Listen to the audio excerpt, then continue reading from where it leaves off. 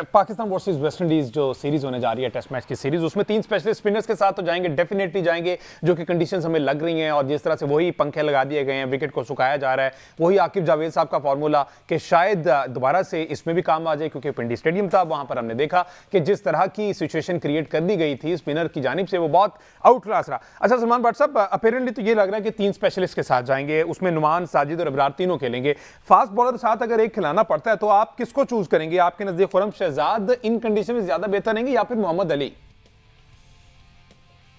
देखिए, डिपेंड करता है इन दोनों में से, मतलब पेस वाइज तो ये तकरीबन दोनों एक जैसे ही हैं, बट आइड से कि अगर यहाँ पर आपके पास कोई 140 प्लस वाली ऑप्शन होती तो डेफिनेटली आप उसके साथ जाते हैं। अब ये दोनों तकरीबन कह लें कि एक ही पेस के बॉलर हैं, लेकिन जो है करंटली अगर आप देखें नया बॉल रेगुलरली वो कर रहा है खुरम शहजाद, तो they might go with him, they might go with Ali, but I think के इनमें से किसी को भी ले लें, कोई इतना मसला नहीं होगा।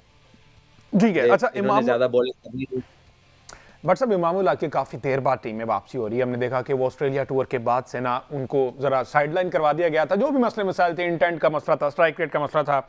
अब आपने उनका पूरा डोमेस्टिक सीजन देखा है, आप समझते हैं कि अब वापस वही फॉर्म जो कि 50+ की व्हाइट बॉल में एवरेज थी, रेड बॉल में अच्छी खासी एवरेज थी, उसको सस्टेन किया है या मजीद बेहतर किया है या फिर नीचे गए हैं?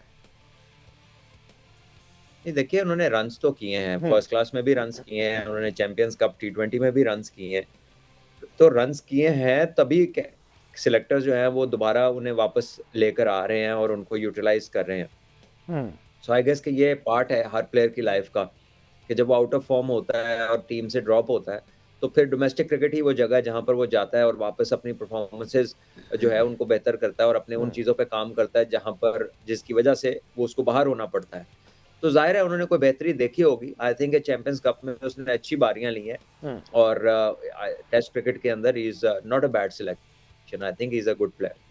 अहमद सईद साहब, जब बाहर हुए थे टीम से तब की क्या कंडीशन है, स्टैट्स तब क्या कहते हैं, और अब जब वापस आने लगे टीम में तो अब की क्या सूरत है स्टैट्स के अगर वाले? ये जब ये टीम से बाहर निकले थे उस वक्त भी हमने इनके स्टैट्स शेयर किए थे कि इमामुल हक जो है उनके अभी भी इस, अगर जिसको आप पुअर रन ऑफ फॉर्म कह रहे हैं, उस पुअर रन ऑफ फॉर्म में भी उनकी 3-4 50 हैं आखिरी 2-10 इनिंग्स में, उनमें से 6 इनिंग्स जो हैं वो उन्हें ऑस्ट्रेलिया में खेली थी। लेकिन असल में जिस रीज़न के ऊपर उनको बाहर निकाला गया था वो तो था उनका स्ट्राइक रेट। न जाने कौन सी ऐसी आफत आ पड़ी थी कि टेस्ट क्रिकेट में पाकिस्तान क्रिकेट बोर्ड को जो स्ट्राइक रेट की याद सताने लगी थी, तो अब उन्होंने 72 के स्ट्राइक रेट से रन भी कर लिए हैं कायज़म ट्रॉफी में। लेकिन यहाँ पर जाहिर है कि जहाँ इमामुल हक की बात हो रही है वहाँ पर साइम अयूब के हवाले से भी थोड़ी बहुत तशवीश अब चूँकि पैदा होना शुरू हो गई है कि साइम अयूब जो है उनका जो फ्रैक्चर बताया जा रहा है वो इम्पैक्ट इंजरीज में शुमार होता है। वो एक स्टैटिक फ्रैक्चर है जिसको ठीक होने में कम से कम 90 डेज़ लगते हैं। तो यकीनन इमामुल हक अगर इस टीम में आते हैं तो अब ज़ाहिर है कि चैंपियंस ट्रॉफी में पाकिस्तान ने अपना स्क्वाड तैयार करना है, और चैंपियंस ट्रॉफी में भी अगर खुदा ना खासा साइम अयूब हमें अवेलेबल नहीं होते, जिसके बहुत ज़्यादा इम्कानात अब नज़र आ रहे हैं, तो फिर इमामुल हक को ही जो है वो कंटिन्यू करना पड़ेगा। तो ये एक अच्छा स्टार्ट हो सकता है इमाम के लिए अगर यहाँ पर एक लंबी इनिंग वो खेल जाते हैं तो। डेफिनेटली इस पर तो फर्दर यकीनी तौर पर सिलेक्टर्स भी नजर रखे, मैनेजमेंट भी नजर रखी हुई। अच्छा बट साहब, शान मसूद ने आज प्रेस कॉन्फ्रेंस की और उन्होंने फिर इस बात का शुक्र किया कि अब 10 माह के बाद आइंदा टेस्ट मैचेस खेलने हैं, इतनी लंबी ब्रेक के बाद प्लेयर्स को फॉर्मेट से फेमिलियर होने में वक्त लगता है। अच्छा, ये सारे ये क्या वो कप्तान हैं जो सिर्फ मैनेजमेंट की हाँ में लाई जाते हैं? जब ये सारा कुछ डिसाइड हो रहा था, एक रोड मैप दिया जा रहा था, एक बाइख्तियार कप्तान है, आप कह सकते थे कि जनाब मेरा तो आपने सेंट्रल कॉन्ट्रैक्ट भी सब्जेक्ट टू कैप्टेंसी रखा हुआ है, आगे 10 महीने मेरे पास टेस्ट भी कोई नहीं है, तो मैं फिर क्या करूं, मेरे लिए भी कुछ बता दें। तो इस तरह से प्रेस कॉन्फ्रेंस में कह देना, वहां पर हाँ में हाँ मिलाना, ये कोई फेयर तो नहीं है। देखिए, बात उनकी ठीक है लेकिन जगह ठीक नहीं है। मतलब प्रेस से शिकायत करे, प्रेस क्या कर लेगी? बात तो उनको करनी है क्रिकेट बोर्ड से या अपने इंटरनेशनल जो करते हैं अरेंजमेंट, पाकिस्तान की जो इंटरनेशनली ऑर्गेनाइज करते हैं आपकी सीरीज में, जो ICC में जाके फ्यूचर टूर प्लान्स में डिस्कशंस का हिस्सा होता होगा, जो भी PCB का रिप्रेजेंटेटिव है, बात तो अंदर की करने वाली है। सहाफियों से करके इस बात का क्या फायदा? और अगर वहां पे करेंगे ना बात, तो फिर 10 में से 8 मैच हारे हैं, तो वहां पे वो बात में जिस सवाल के जवाब में उन्होंने ये बात की है, साफी ने उनसे ये सवाल पूछा था कि अब आप तकरीबन यही बात जो आपने अभी की है, और दबे लफ्ज़ों में ये कहना चाह रहे थे कि आपने तो अगर 10 महीने कुछ भी नहीं करना, तो वाइट बॉल क्रिकेट में आने का आपका क्या प्लान है? तो उसके जवाब में उन्होंने कहा था कि मैं ये कोशिश कर रहा हूँ कि पाकिस्तान की वाइट बॉल टीम में भी जगह बने, लेकिन जाहिर है कि एक लंबा अरसा है 10 महीने का, तो इसमें सिर्फ शान मसूद ही नहीं बल्कि वो सारे प्लेयर जो रेड बॉल क्रिकेट खेलते हैं सिर्फ, तो वो आई डोंट नो उनको किस तरह से जो है वो जस्टिफाई किया जाएगा सेंट्रल कॉन्ट्रैक्ट में। चलें, इन दिनों डोमेस्टिक क्रिकेट भी है, पीक पे है, तो वहाँ पर शायद उनको कहीं ना कहीं एडजस्ट करें ताकि वो 10 महीने बोर ना हो। बहरहाल ये जो मुल्तान की विकेट बनने जा रही है, अगेन वही हमने सोच लिया है कि अब स्पिन फ्रेंडली विकेट ही बनानी है, तो अब्दुल रहमान साहब को व्हाट्सएप कोच लगा दिया गया जो लेफ्ट आर्म स्पिनर थे और पाकिस्तान को सर्व किया उन्होंने। क्या आप समझते हैं इस जगह को जस्टिफाई कर पाएंगे, इस पोस्ट को जस्टिफाई कर पाएंगे विद दीज 3 स्पिनर्स? देखिए, अब्दुल रहमान बड़े अच्छे स्पिनर थे और काफ़ी देर से कोचिंग में काम कर रहे हैं। पहले वो पाकिस्तान की वुमेन्स टीम के साथ थे भी हाल ही में, और अब वो इस तरफ आए हैं, तो मेरा ख्याल है 20 से ज़्यादा टेस्ट मैचेस पाकिस्तान के लिए खेले हैं और one of the better spinners जो हमारे डोमेस्टिक सर्किट में बड़ा उनका नाम रहा है, बड़ी अच्छी बॉलिंग करते रहे हैं। सो आई एम श्योर कि he will be able to guide the spinners in a good way, और मेरा ख्याल है कि उनके आने से फ़ायदा होगा इंशाल्लाह।